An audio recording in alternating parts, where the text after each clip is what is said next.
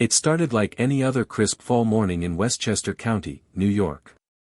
Michael Lawson, a 55-year-old real estate mogul and self-made millionaire, was standing on the veranda of his large colonial-style home, sipping black coffee while flipping through the morning's edition of the New York Times. His estate sat on 5 acres of beautifully manicured land, and despite his wealth, Michael kept a quiet life. His mornings were reserved for reflection, before the bustle of meetings and investor calls took over. But this morning, something didn't sit right. He looked out toward the backyard and spotted his longtime housekeeper, Linda Harper, hanging laundry under the early sun. She moved slower than usual, her back stiff, her motions unsure. Michael's eyes narrowed as he caught a glimpse of her arm when her sweater sleeve slipped down. It was faint from a distance, but unmistakable, dark purple bruises lining her upper arm. There were more than one. And they weren't accidental. Michael's chest tightened. Linda had worked for him for almost 7 years. She was kind, efficient, and never brought personal matters into work. After his wife left and his adult kids moved away, she became something of a quiet companion, always keeping the house warm, cooking simple meals, and offering an occasional knowing smile when he looked particularly stressed. She wasn't just staff, she was family. He walked over calmly. "Morning, Linda," he greeted, watching her reaction closely. "Everything all right?" She jolted, turning around too quickly. "Oh. Morning, Mr. Lawson." Yes, everything's fine. Just sore. I guess I slept wrong." Michael nodded, but his gut said otherwise. That evening, after she'd cleaned up from dinner, he asked her to join him in the study, a cozy room lined with old books and heavy furniture. "Linda," he said, offering her a seat, "I saw the bruises." Her face paled. She looked down, fingers twisting together in her lap. "I'm not going to press," Michael continued gently, "but if something's going on, you don't have to deal with it alone." Tears welled up in her eyes before she could help it. She took a deep breath, voice shaking as she spoke. "It's my son-in-law, Tyler. After my daughter passed away last year, I moved in on weekends to help him care for my grandson, Caleb. Tyler's not the same anymore. He drinks constantly. He's angry all the time. If I speak up or try to discipline Caleb, he lashes out at me. But he says if I tell anyone or try to take Caleb away, I'll never see him again." Michael's fists clenched in his lap. He could see the emotional battle playing out in her eyes, fear, shame, helplessness. "You can't keep going back there," he said quietly. "I have to," she whispered. "Caleb's only 7. I'm the only one he has left. If I don't go, who'll protect him?" That night, Michael didn't sleep. His conscience wouldn't let him. He had too many resources at his disposal to just watch someone he cared about suffer. The next morning, while Linda was working, he made 2 phone calls. One to a private investigator he'd used before in corporate due diligence cases. The second, to his lawyer. He wasn't going to confront Tyler blindly. He needed proof. Within 5 days, the investigator came back with enough footage to make Michael's blood run cold. Hidden cameras installed outside Tyler's modest home in Yonkers had captured disturbing scenes. Tyler yelling, breaking things. One clip showed him yanking Linda by the arm, shoving her against the kitchen counter. In another, little Caleb was seen hiding under the table, covering his ears as Tyler screamed. The worst footage showed Linda shielding the child while Tyler hurled a beer bottle that narrowly missed both of them. Michael watched in stunned silence, jaw tight and heart heavy. The next morning, he drove straight to the local police department with the footage and a full report. He didn't tell Linda. He knew she'd beg him not to.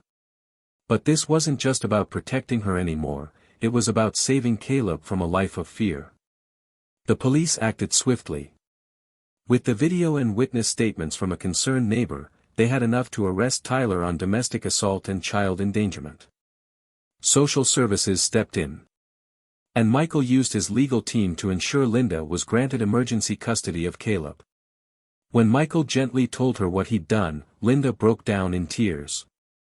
She hugged him for the first time ever, something she'd never done in all the years working for him, and said through her sobs, "You saved us."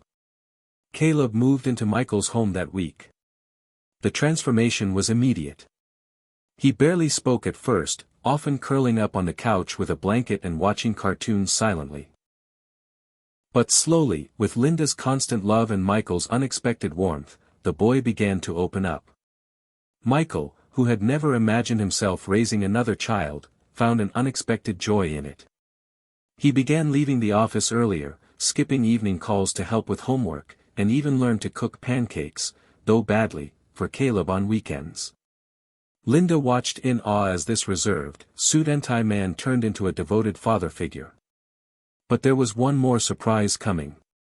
As the legal team dug into Tyler's history, they uncovered something darker. Tyler had been secretly withdrawing funds from a trust Linda's daughter had set up before her passing, money meant for Caleb's education.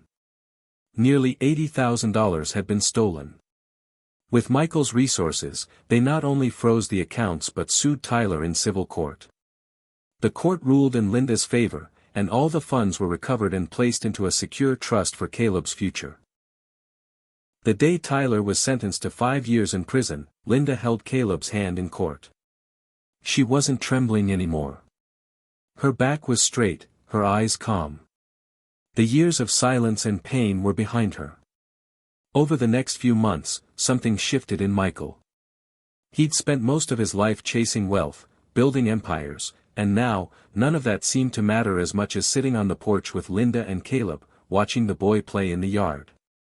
He began calling Caleb "champ" and tucking him in at night. He helped Linda find a therapist, and he started seeing one himself, not for trauma, but for clarity. For purpose. Then, 6 months after Tyler's arrest, Michael made another decision, one that would surprise even himself. With Linda's blessing, he filed to adopt Caleb as his legal guardian. He was only 7, with a long road of healing ahead. Michael wanted to ensure he'd never have to face another day of fear again. The judge approved the guardianship without hesitation, citing Michael's stability, care, and commitment.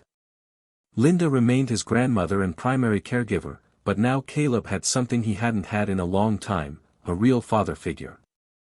They became a family. They had Thanksgiving together, decorated a Christmas tree together. Michael bought Caleb his first bike and taught him to ride it, chasing him down the driveway like any proud dad. Caleb began calling him Uncle Mike, and later, just Dad. One evening, while they sat on the deck watching fireflies, Caleb turned and asked, "Dad, are you rich?" Michael laughed. "I guess you could say that. Why do you ask?" "Because our house is big and we have so much stuff."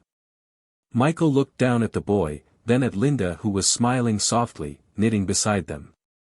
"I'm rich," he said, "because I have you and your grandma. That's what makes someone rich." In a world where most people turn a blind eye to quiet suffering, Michael chose to act. Not because it was expected. Not because it was easy. But because it was right. What started as a silent bruise on a woman's arm turned into a rescue mission that saved not just her, but a little boy who deserved a future filled with love, not fear. Michael never returned to the same kind of business again.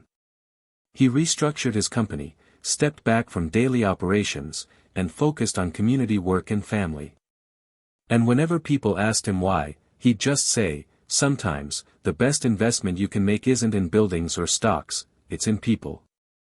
And in that quiet estate in Westchester, 3 lives, once fractured by grief, silence, and fear, were stitched back together with the simplest but most powerful thing of all, love.